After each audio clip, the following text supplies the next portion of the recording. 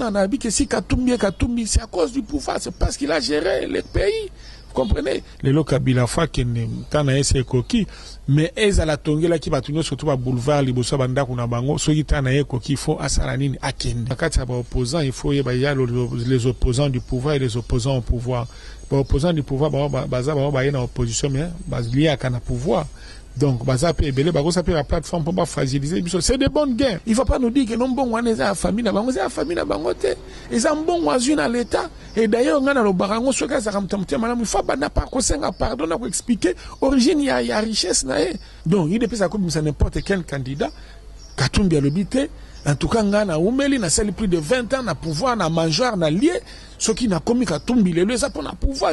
Tout ça, banzam était pour nous salamité, ma batute, yo liarana kabila, ou yoko samche qu'on opposant, non? Pour toi soutenir, tu prends une nié, à outil à pouvoir, à lier, à gérer, à seulement ramébé, la batte que non, natikana nous cette fois-ci, tout bénéficier d'une expertise, il y a eu des pèses. Vous informer est un devoir. Éveiller la conscience congolaise, c'est notre souci. Bonjour très chers internautes, bonjour très chers téléspectateurs. Nous recevons aujourd'hui sur ce plateau M. David Moukeba, l'un des candidats à la présidence du parti IDPS. Avec lui, nous allons essayer d'analyser le statut du parti. Nous allons essayer de parler de tout ce qui se passe actuellement dans le parti. La situation actuelle du parti, même la santé du parti, ou après congrès, comment serait le parti. Merci beaucoup et bienvenue sur votre chaîne Congo France. Bonjour M. David. Bonjour. Vous allez bien? Très bien, en super forme. Monsieur David, le congrès approche, vous êtes candidat. Croyez-vous que la démocratie sera respectée lors du congrès? Bon, est-ce que ça vaut la peine de se poser la question si la démocratie sera respectée ou pas? C'est pour cela même que le président Tshisekedi s'est battu plus de 4 décennies durant. Donc il s'est investi, il s'est sacrifié, il a bousillé de son énergie, de son temps, de tout ce qu'il pouvait faire pour se consacrer, n'est-ce pas, à cet exercice d'apporter la démocratie, d'apporter l'état des droits au peuple congolais. Et maintenant qu'il a tiré sa révérence, nous ne pouvons que poursuivre le chemin qu'il avait tracé, n'est-ce pas, afin de son aboutissement. Donc il est question ici des gens qui sont en train de continuer une œuvre. Et nous avons pris la décision de faire triompher la démocratie. Et l'heure est venue pour l'UDPS, n'est-ce pas, de prouver à la face du monde que nous sommes effectivement un parti démocratique. Et maintenant que le président a tiré sa révérence, on ne le remplace pas, on n'occupe pas le poste du président n'importe comment. Mais voilà, un des exercices cardinaux de la démocratie reste le pouvoir au peuple de se choisir ses propres dirigeants. Et les congressistes, les combattants de l'UDPS, les délégués de l'UDPS vont choisir celui qui succédera au président Tshisekedi. Monsieur David, vous avez parlé du président Tshisekedi. Mais pourquoi tant ces temps? Déjà une année que le président nous a quittés. Pourquoi avoir passé tous ces temps pour choisir le successeur du président? Il y a un manque de personnalité ou c'était un problème financier? Non, non, pas du tout, loin de tout ça. C'était un problème organisationnel. Nous étions en train de mettre de l'ordre. Les congrès, on ne les convoque pas n'importe comment et n'importe quand.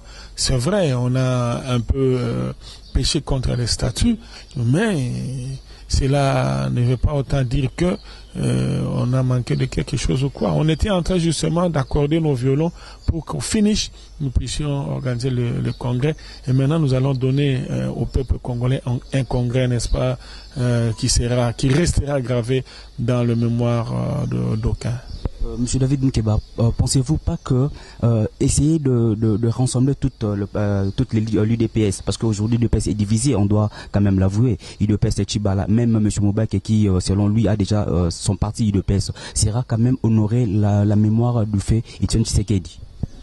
Vous n'allez pas me dire que lorsque Satan a quitté le ciel n'était plus le ciel, que le paradis s'était transformé parce que Satan a quitté, Satan a été précipité, il est parti, le paradis est resté le paradis.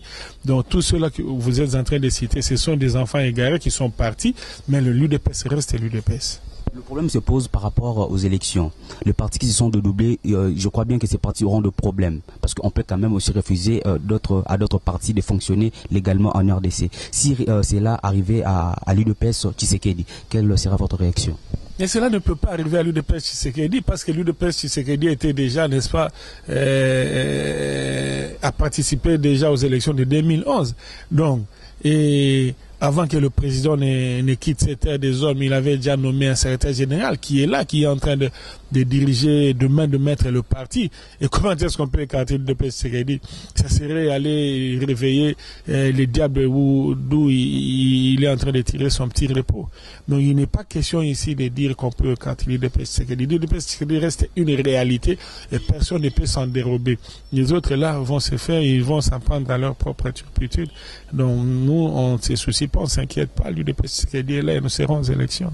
C'est ça, M. David. On va essayer un peu de continuer en lingala pour que Bandeko Moussou va comprendre. Ndeko David, apparemment, l'élection au congrès au Iso Salema, et ça, non, la formalité, déjà, nani yakobima, président et à parti.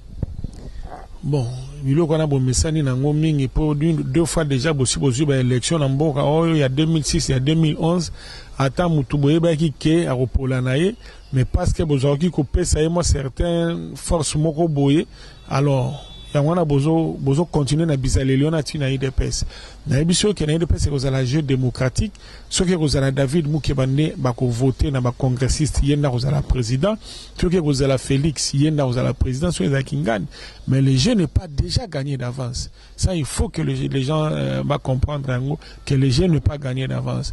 Donc muto azali mayelo azali éveillé ou azali prudent à koki te déjà ko banda ko lobater ko zala kingani ngani to zela ba sondage bozo sala na baraba le koko sabino parce que bato non surtout bozo sala ba sondage ba on ko baza ta be électeur te ouais bango bazo sala ba ki baza be électeur baza batu mususu mais électeur baza batu ba comprendre ba bazo tala côté ni toko ki net côté ni toko sala te mais nous continuons à rester fair play et sportif n'est-ce pas pour que ce qui résultait bimi tourne dimanche à toute sportivité, ça c'est pas un problème.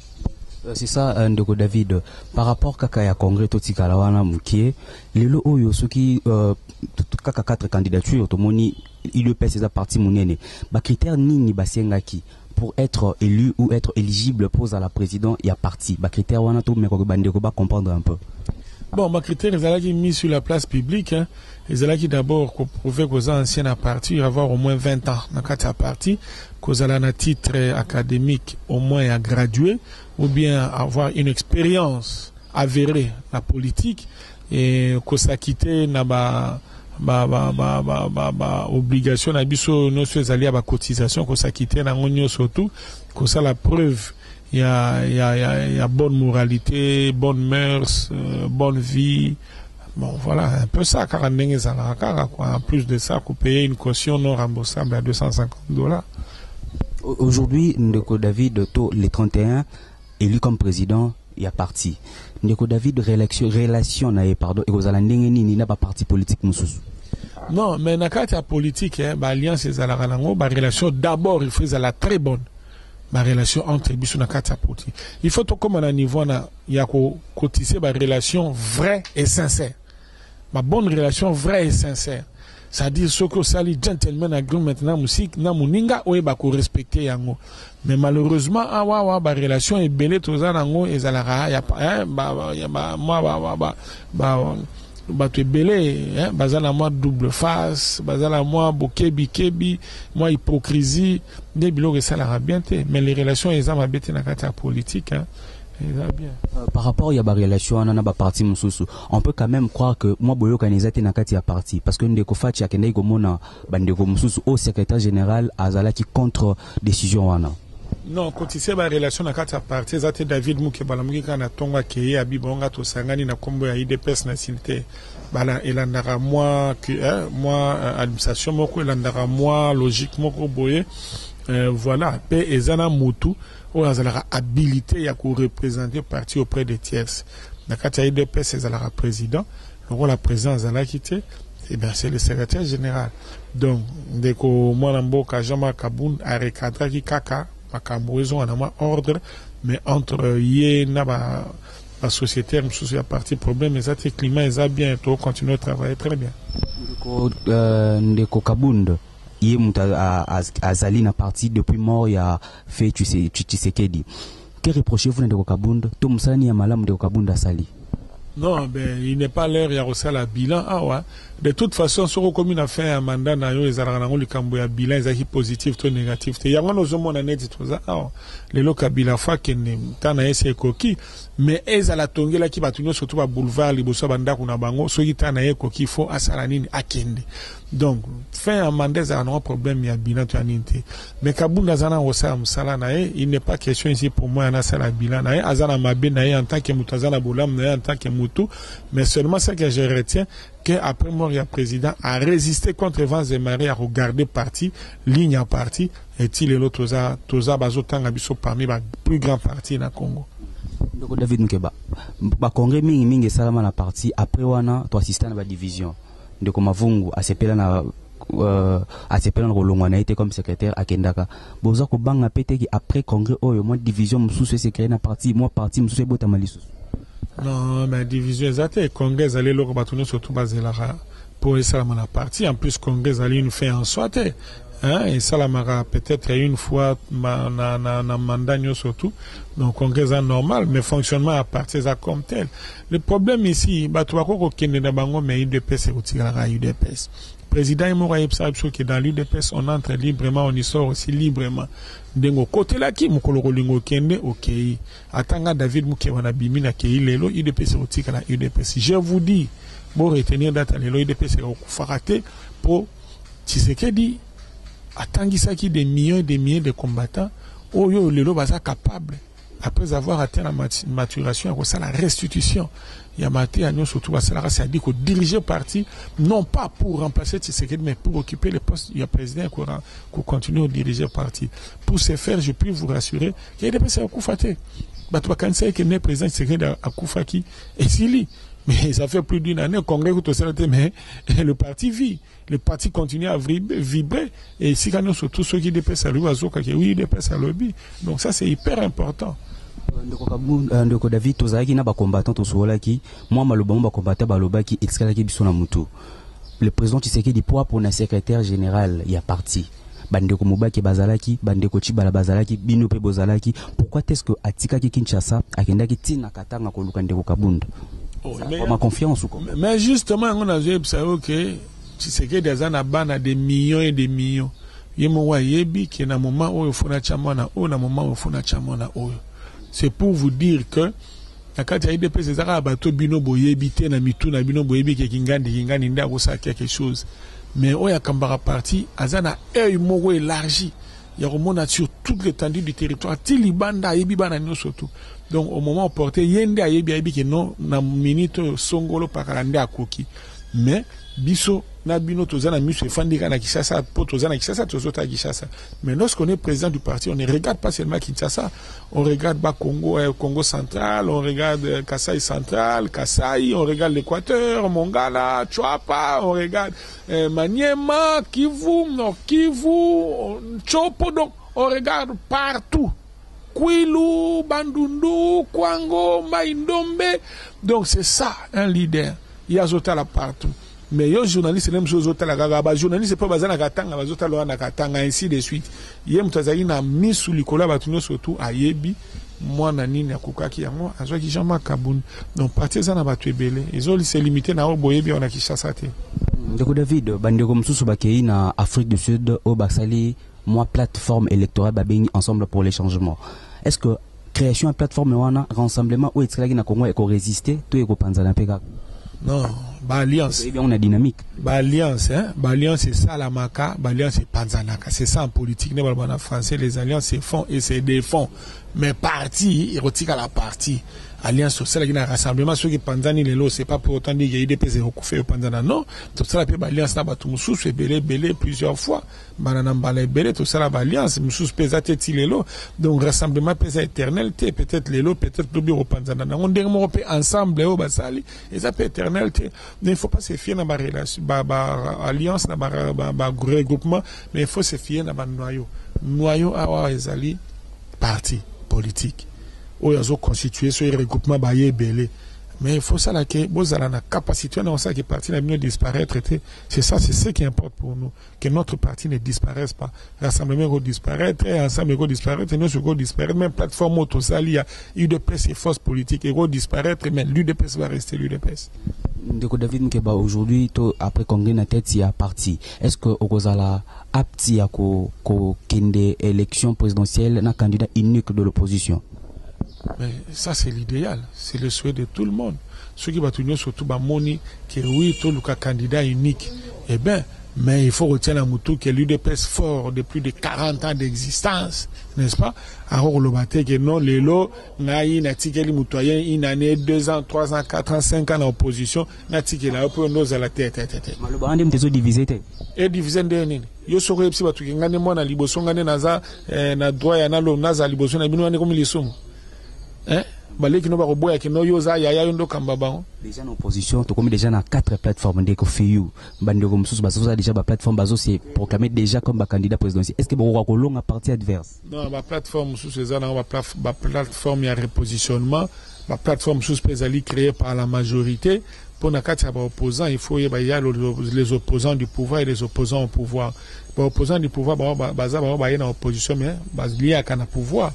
Donc, la plateforme pour fragiliser. C'est des bonnes guerres. Tout ça, mettez pour nous salamité, ma batute, yo, liarana kabila, ou yo, c'est aux opposants, non? Baba kolinga trop sarana, baba robo ya peuple mo yebi, pour nanin barobo ya pe bazo représenter nini. Donc c'est ça le problème. Faiblesse, il y a moins d'ambiance, il y a démocratie en wana. Attends, yebi gozandoki, mais bon. Dans le bandé, le peuple mo on a rota la juger, abate yo zandoki na voter, on a bien à voter. C'est ça. David, ce qui est là, Ndeko Katumbi ndi abimi candidat unique opposition. Personnellement, qu'on soutenir. Il faut pas rêver. Il faut rêver Babiloko. Il est libre à Kolobaki candidat. Mais le jour où l'UDPS lève l'option, il y a Kolobaki notre soutenir Katumbi n'a quitté l'UDPS. Je ne peux pas concevoir ça. Non politique et ça dynamique. Même ceux qui font Azate, même ceux David Azate, Moutoumsou soit aux ala. Mais à la UDPS. Ils ont la UDPS. Mais n'importe quel candidat Moussou. Bon, bisoto soutenir Yendeni. Donc, Moussane Soto bisoto Sali, il y a près de 40 ans et qu'il n'ira pour toi soutenir Moutou. Pour nier à outil à pouvoir allier, à gérer, à Selma Kamebela, qu'on batte que non, Natikana, nous, cette fois-ci, tout bénéficier d'une expertise, il y a UDPS. Ça aussi, c'est raisonnable. Comprenez? Donc, UDPS a comme n'importe quel candidat, Katumbi a l'obité. En tout cas, na umeli na sali plus de 20 ans na pouvoir na mangeoire na lié ce qui n'a commis Katumbi le ça pour na pouvoir ça pour na Congo. Pouvoir babalu que les babi gaza étrangers. Non, mais ça moi je n'entre pas na babilo quoi na abi que si Katumbi c'est à cause du pouvoir, c'est parce qu'il a géré le pays. Vous comprenez? Il ne faut pas nous dire que non bon on est à famille na bango, c'est à famille na bangote. Ils ont bon oisu na l'état et d'ailleurs on a le barango ce cas ça ramtamte madame il faut pas na pas conseiller pardon na expliquer origine il y a richesse na alors, que non, ils ont richesse sa famille. Non. Moi, j'étais au Katanga, j'ai beaucoup travaillé au Katanga, mais Belé. Ouais. Donc, il faut moins minimum payer à considération par Baningue, ça la raison, que on s'est servi dans l'État. Après 1 mois, 2 mois, mi bengi opposé, si malango yesu que non, on est la Baningue, parce qu'elle est en opposition, pas bazar et l'oroté. Non. Tout ça, n'est l'oroté, mais tout ça, n'a peuple. Donc voilà, ça c'est important. Donc, tu vas rêver que il est pèse à soutenir le candidat Katumbi. Ça ne passera pas. Ça ne passera pas sur Aboueto, qui est le meilleur l'emporte. Le meilleur l'emporte et tout. Donc, David, moi, question, Moutuna Yasuka, Tonitoye Balelo, lever, donc lever loi où il empêcher manifestation publique. Donc aujourd'hui l'opposition ou l'église peut manifester librement. Que dites-vous par rapport à ça? Mais ça c'est péché contre la constitution. On va relever mesures en tant qu'équipe qui ont donc des violations en constitution parce que la constitution doit reconnaître biso pouvoir n'est-ce pas, il y a organisé librement la manifestation et que bango le loba yeba lever donc va violer la constitution. Donc biso toza kuna de toute façon to sala la manifestation to sala rara lisusu et bangonde il faut ba la kisake ba roboma susute mais manifestation biso toza la lever na bango te poto continuer poto tikatete to continuer au sala ndeto sala kaka avec un droit ya informer bango point bas. Merci beaucoup, Ndeko David. C'était bien M. David Mukeba, l'un des candidats à la présidence, il y a parti. Personnellement, et part, il y a chaîne. Nous vous souhaitons bonne chance. Il y a parti, il y a démocratie. Il y a favoriser candidature, il y a Moutouté.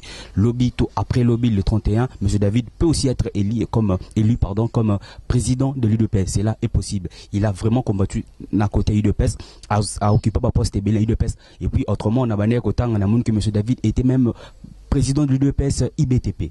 J'ai lu ça et tout, ça m'a fait vraiment du bien. C'est ça cause la carrière politique. La politique n'est pas que vous venez d'où, vous venez comme ça, vous occupez des postes. Non, M. David a une carrière à Bunzi.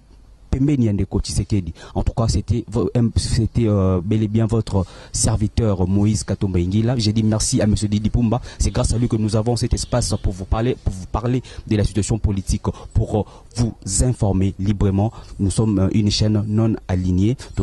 Pour l'opposition unie pour la majorité. Vos critiques et vos encouragements des salariés. Merci beaucoup. J'ai dit au revoir. Merci.